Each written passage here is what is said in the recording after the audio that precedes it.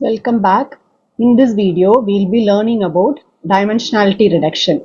So what is dimensionality reduction in machine learning? When we work with many machine learning models, if there are too many features in the particular data set, then it will lead to certain problem. That is, we'll arrive with increased computation time as well as overfitting. Okay, so that's the problem with too many features in the data set. So we go for dimensionality reduction. Okay, here this addresses by reducing the number of features. That is, we'll be reducing the number of features. If there are some, for example, 100 features, we'll be reducing that to 50 features.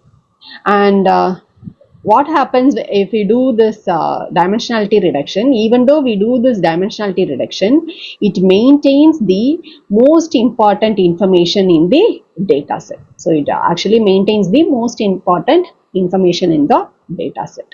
It transforms high dimensional data into lower dimensional data by preserving the essential characteristics of the original data.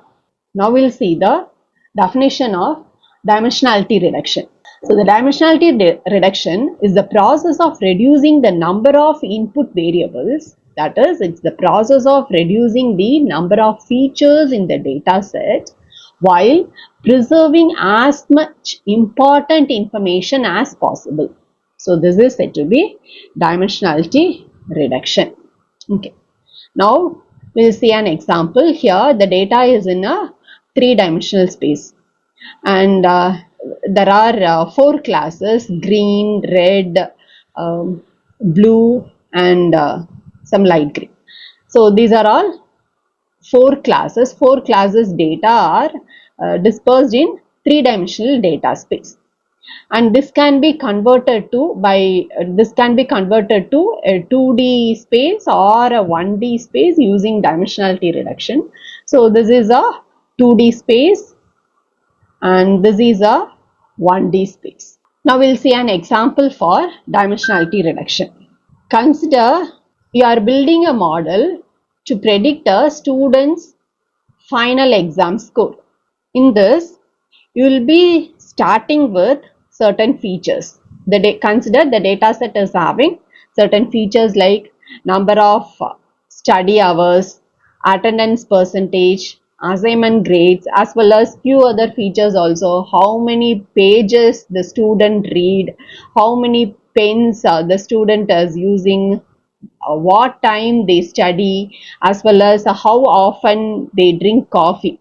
So these data also you have in the data set, but which will be contributing, or which features will be contributing more to predict students' final exam score? Actually, the first three data will be contributing more, whereas these data are irrelevant. Okay, we can remove these data. How to remove?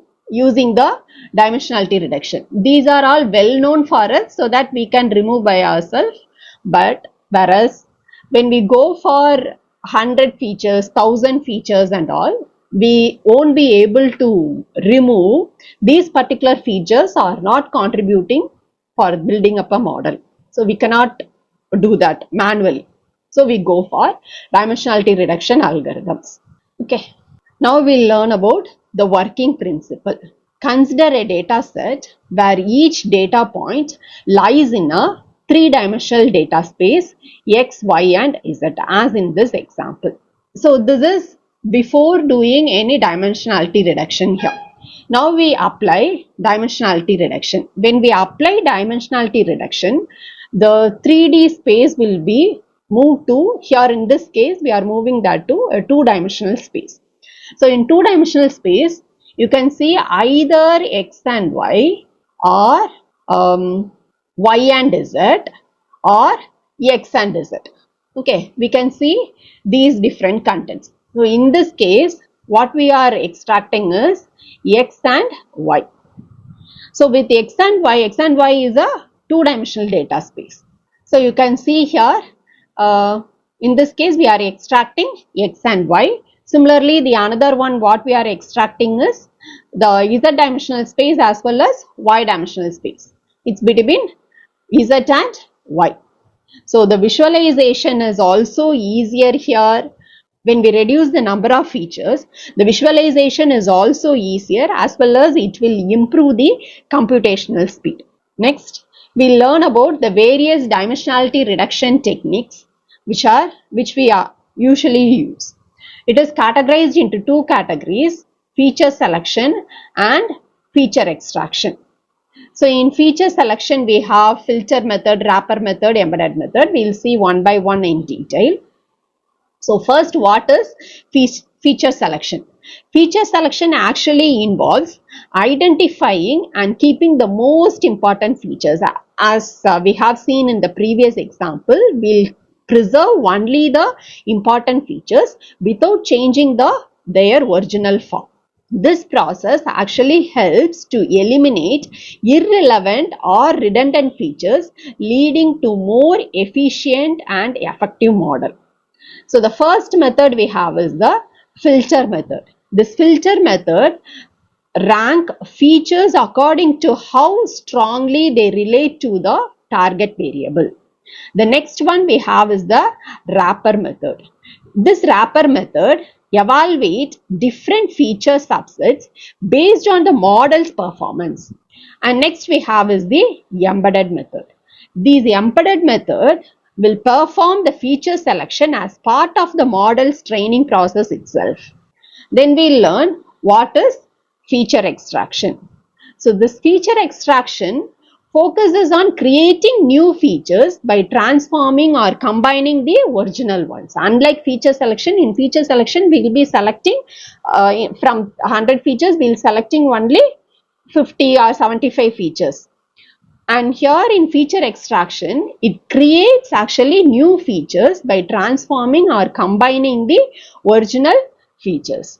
These newly generated features capture most of the important information from the data set, but in less dimensions, making the data easier to analyze as well as visualize.